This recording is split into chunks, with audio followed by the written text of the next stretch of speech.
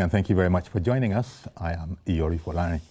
Okay, today we've got two subjects for you. One will be looking at the reforms, and especially the results of the reforms. President Tinubu's reforms, have been delivering record gains. Goes into many sectors, but our guest this morning, Lami Oguogho, is a member of the Governing Council, Federal College of Education, Gida and Madi in Sokoto State. She's going to be talking to us about some of those gains. She won't have the time to talk about all of them because I understand, there are quite a number of them. Good morning to you, Lami Oguogho. Good morning. Thank you very much. God bless Nigeria. Yes, our pleasure. So, as I was just saying, there are quite a number of gains that one could count. So let me see what's on your menu. Where would you like to start from? Where would you like to highlight? Okay. Thank you very much. President Bola Tinubu economic reforms. Okay. Focuses on restoring microeconomic stability. Minimizing the volatility and maintaining steady, consistent, and predictable economic growth. Eliminating leakages and expanding some national revenues. Of course, we are all aware that the President Bola Tinubu signed the executive order, directing all petroleum revenue to be paid to federation accounts, and thereby eliminating duplicative deductions, and also end the previous 30% management fee retained by the NNPC. Attracting foreign investment into the country. Of course, foreign investors, required, a predictable financial environment to invest. So a unified, transparent rate, remove uncertainty, and bring in stability into the economy. Of course, there are so many sectors that have attracted investment to the country. Let me take, for example, the mining sector. Today, we have investment over $600 million in building lithium processing plants. We also have investment about $200 million in lithium refinery. The policy overhaul includes abolishing the fuel subsidy. Of course, we know that there's been a massive, historical loopholes that have drained the country resources. We have been borrowing money to pay subsidy. We have been borrowing money to pay the interest of subsidy.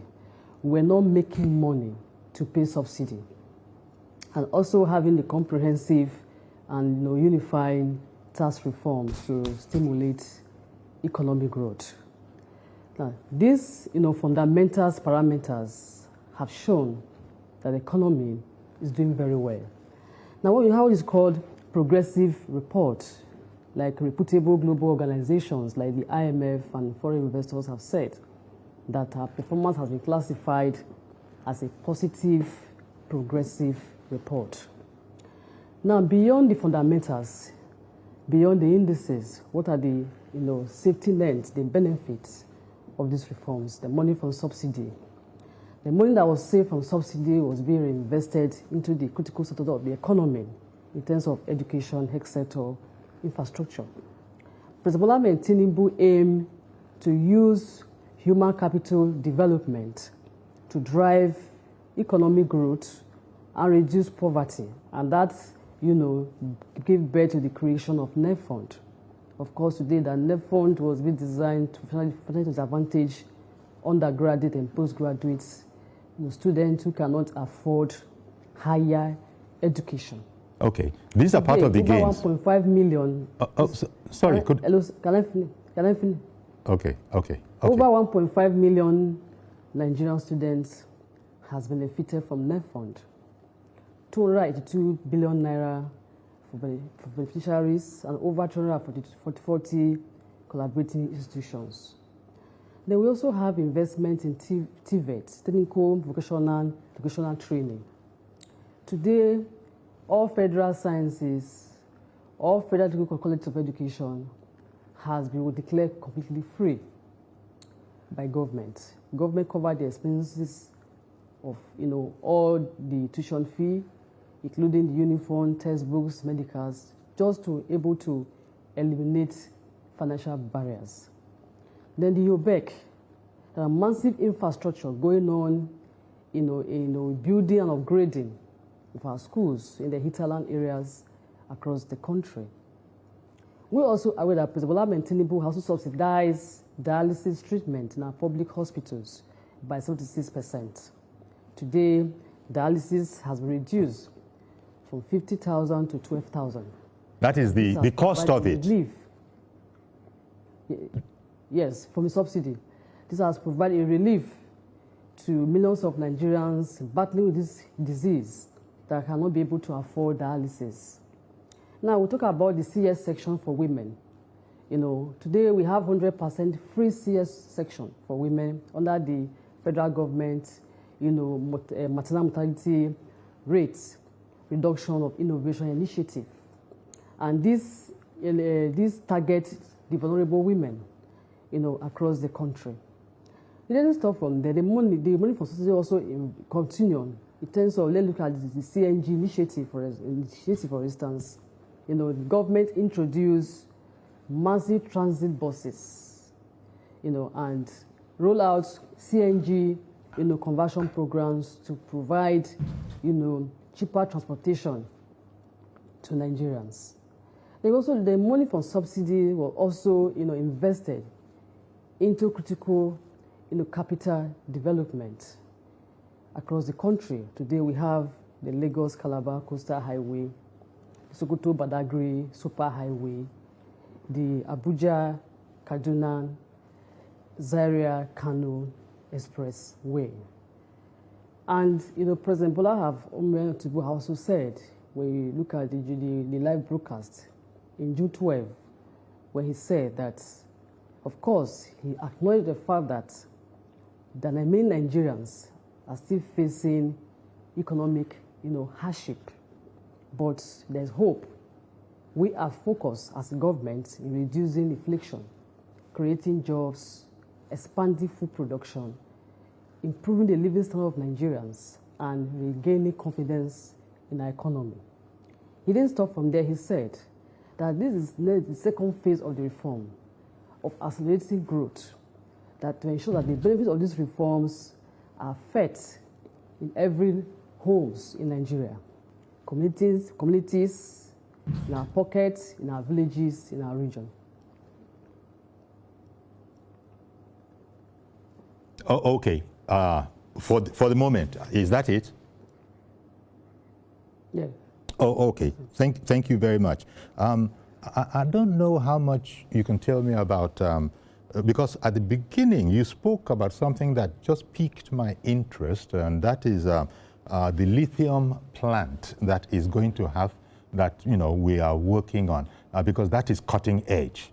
Certainly, as you are very well aware, the new generation batteries, lithium is a key part of that. And many Nigerians didn't even know that we had lithium here. That's in the mining sector. Can you speak a bit about that? Lithium is a lithium plant, or are they plants? Are they in construction? Yeah, like I said, that there are major, massive project infrastructure going on in the mining sector. We have investments of over $600 million in the lithium refinery, plants. Of course, the projects are ongoing, and this is going to create jobs to Nigerians, not just to the vulnerable, and that's the benefit of these reforms of government. Okay. I have somebody has called in. Who's on the phone line? Okay, Debo in K2. Good morning to you, sir. I lost that. Sorry. I thought that we could include that call. But did I interrupt you to announce that call, or had you finished what you were saying? Yes, I have finished what I'm saying, that it's going to create jobs and, to the Nigerian people, and able to, exactly, massive infrastructure in that area. Yes. But as you know, people are, what can you say to people who are a bit impatient? Because, you know, our people want something yesterday. This is fresh. People are thinking that these reforms, the president himself has said that there are no reforms without pain. Unfortunately, you won't immediately see the results, but the president has assured us that this is, the reforms are very much on course. So I wonder what you can say to Nigerians who are saying that jobs is still something of a problem. Okay. You know, look, like I said from the beginning, that when you get the microeconomic right, the result from the microeconomic, you know, fundamentals does not automatically translate, you know, into, you know, what you want to see now. There has to be a maturation, you know, period. That is why I said, when you look at the President Bola Tinubu broadcast in June 12, he said that we acknowledge the fact that many Nigerians are still facing economic hardship. But there's hope that very soon now, we are in the second phase of the reforms. Okay, okay, okay. This benefit of the reforms. I get you now. Mr. Joshua in Irewolide, good morning to you, sir. Oguogho, good morning, sir. How are you? Very much. Happy weekend. Thank you very much. My greetings to your guest, yes, Lami. And thank you again for this platform. Thank you, sir. Exactly what I was just thinking. I was going to tell you that the Minister of Information has not been coming to your program as it used to be in the past with Lami Mohammed, and more government officials should come. And it's like you heard, and you brought this lady. I really greet her, and I'm happy with the information she's releasing to the public. Okay, but unfortunately, Oguogho, you will also use her to connect to the government and to APC leadership generally. There is still a disconnect in communication between the government and the governed. And that is why the gap is always there. No matter how much is done, you keep hearing louder than ever. People are hungry. This is happening. Nigerians are not feeling it. Media is pushing that narrative as if government is not doing anything. Until you see someone like your guest coming to the program and saying things, and you start imagining, you have a government in Nigeria doing this much. What's actually going on, right? But we understand, of course, the narrative about what is happening will not be done by the opposition. Of course not. Opposition will shoot down the government, and they will keep doing it as much as they can. I am surprised that they said technical schools are free, and even students are being subsidized with feeding money. Technical school, it is unimaginable that that is happening. That's a reform that the federal government is actually doing to give back to the society, to empower the people in order to be able to do things for themselves. But I think there is a need to build up a communication, a package that will really connect to the people. Okay. Yes, we are hungry, but government is not going to come to my kitchen to cook food for me. I still have to cook food for myself. Government is responsible for reforms and for creating the enabling environment for citizens to feed themselves. But today we have narratives like it is the responsibility of President Tinubu to come and give Joshua food, give Oguogho food, give every comrade food. So we are all on the street saying we are hungry. Yes. But the real issue is that there's a disconnect between government communication and the people. And that gap, Oguogho, should be covered. Indeed. I commend everything they are doing, especially those working with the president. They are doing well. And I ask them to do more. Indeed. Thank you, sir. Thank you very much for calling in from Irewolide, Mr. Joshua. Okay, so Lami, coming back to you, I was surprised too, but that gentleman has just brought it up that federal, colleges of education are free, completely free. I mean, we heard you rightly there, right?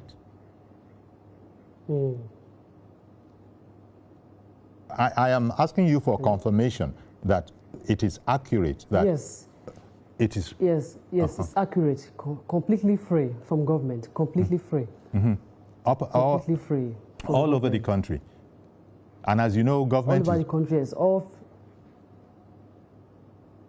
Yes, all federal colleges, federal college of education, are completely free from government. Covering teaching fees, stipends, and able to, monthly allowances, medicals, uniform, textbooks. They are all completely free from government. And that is in operation because you yourself.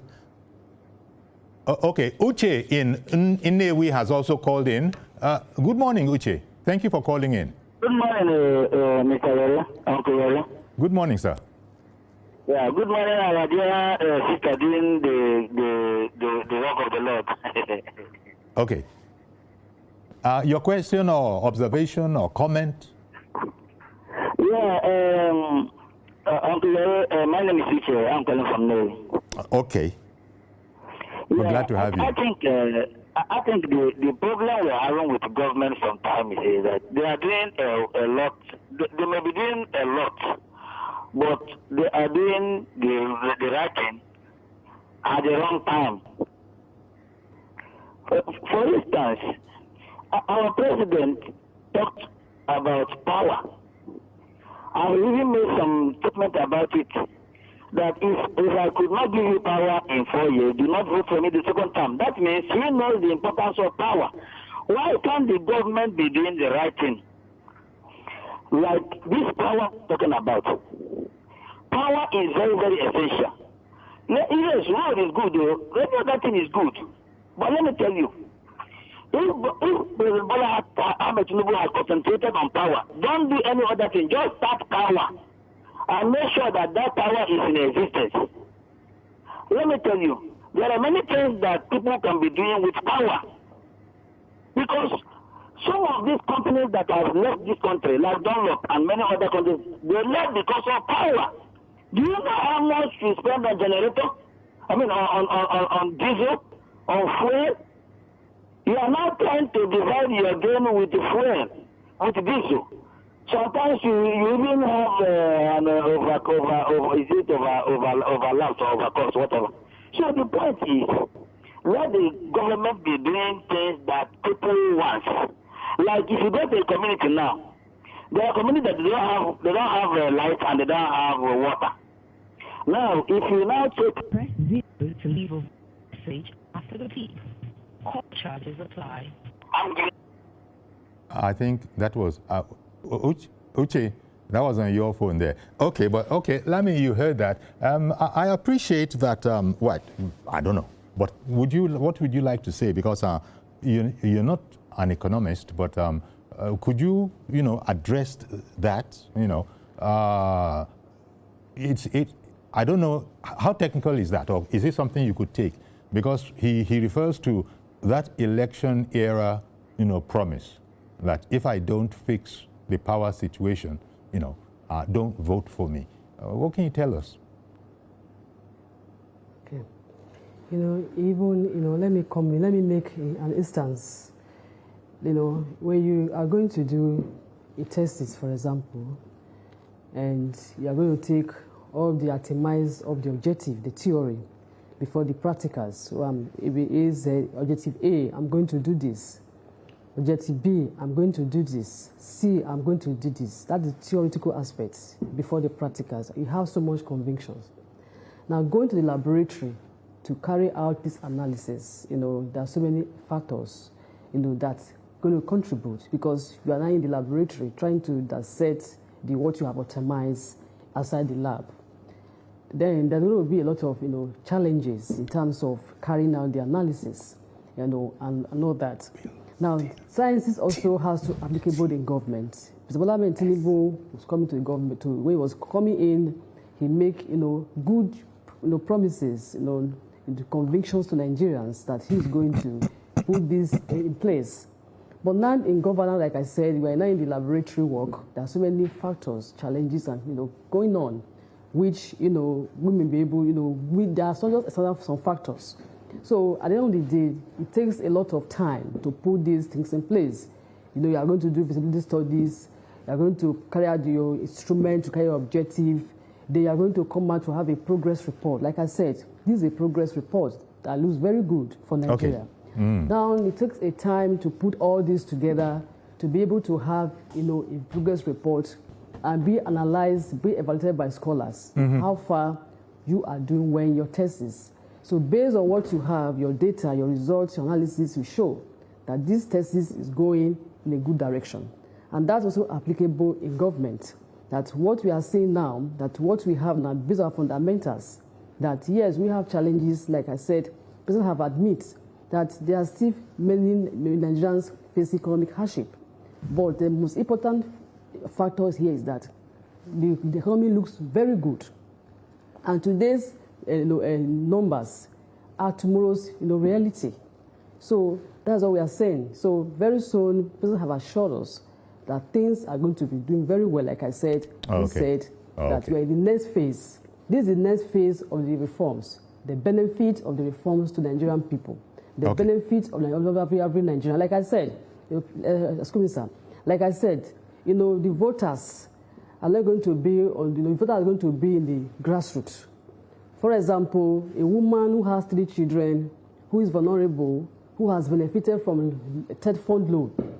That's what they're going to tell the voters in the grassroots, that if the foreign exchange market, FS, forest, whatever. No. This is what they want to see, that I have 5 children, these children have been benefiting from the net fund.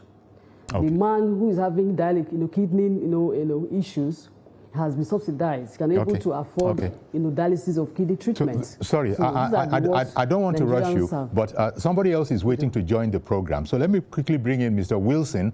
Did I get that right? Good. Is it Wilson? Yes. Okay, good morning to you, sir. Go ahead, please. Yes, yes. Go ahead. We're waiting for you, Wilson. Yes. Good morning. Good morning. Thank you for calling in. Go ahead, please. Yes. Thank you. Yes. Good morning. Good morning over there. I'm Wilson calling from Moyo.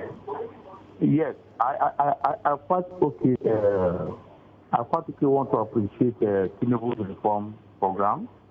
Obviously, I do tell some people oftentimes that the problem we have people complaining about hunger everywhere isn't Tinubu's problem.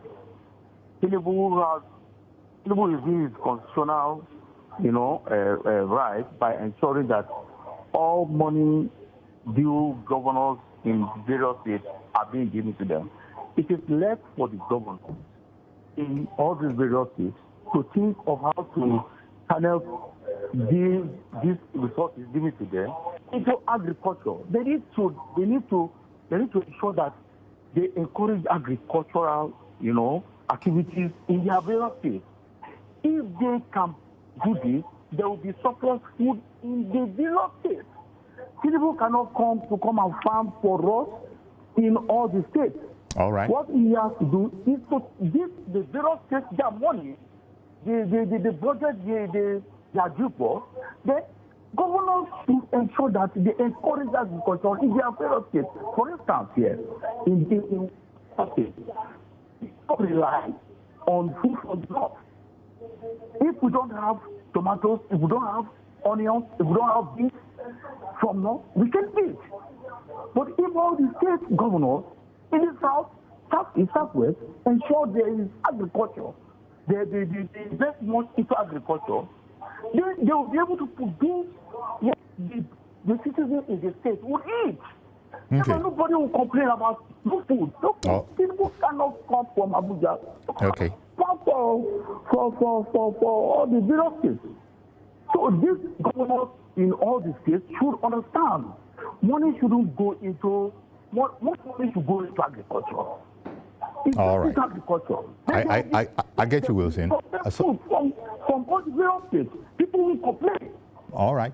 People will complain. I think that is the basic truth about it. Appreciate your call. Sorry, Wilson. I appreciate your call, but I'm sorry we were fast running out of time. But I have heard you, and I think the point you are making is that some of those efforts are laudable, but they must be in tandem with the situation on the ground in time. I don't know. Lami,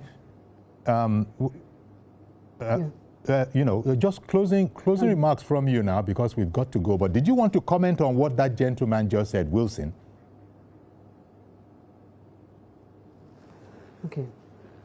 Like I said, I want to say, that no nation in the world that the economy was being transformed in 3 months.